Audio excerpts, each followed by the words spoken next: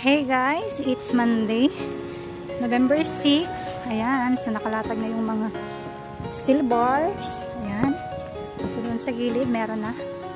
Dito pa lang, sa kabila, meron na din. And then, yung sa terrace, hindi pa tapos dito guys. Ayan, for today's video, medyo malapit na and it's 5:30 na in the afternoon. Dinalaw natin siya guys kasi gusto kong makita kung ano yung bagong status ng ating pinapagawang bahay. Pagod pa ako. Actually, pumunta agad-agad ako dito para makita ito. Oh my God. Parang kukulangin yung aking mga bakal. Yung ating mga steel bars. Dito wala pa. Anyways guys, may nagkakakot pa pala. Hindi pa tapos. Yung pagpapatutol namin yung mga kukulamber. Ayan. Oh, nag-overtime ka. Nag-overtime siya guys para bukas. Kasi kulang pa rin ng mga kukulamber.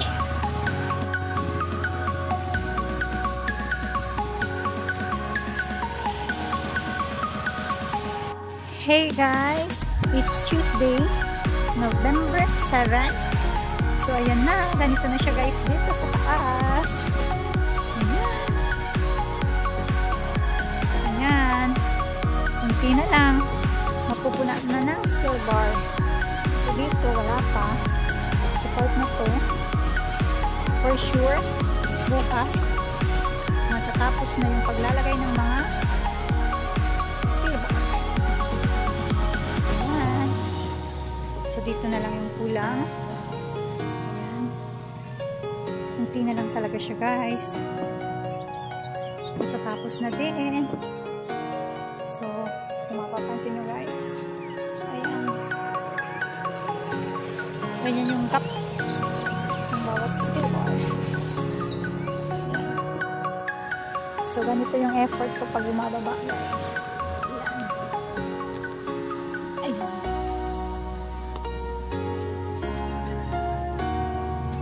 Ayan, ito yung baba. Ito yung loob. So, it's very madilim. So, careful lang kapag bumababa. So, that's all for today.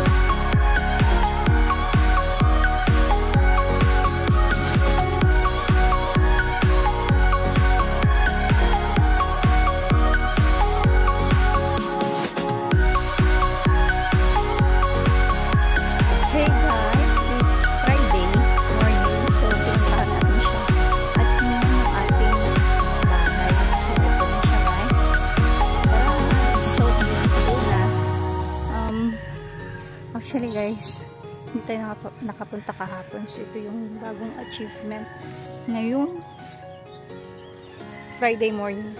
And then, bukas, magbubuhos na tayo, guys. So, tingnan natin muna kung ano yung pagbabago. Ayan. May sa electrical na. And then, ayan, may sa gilid na. Kompleto na lahat. Wala nang problema. Okay na.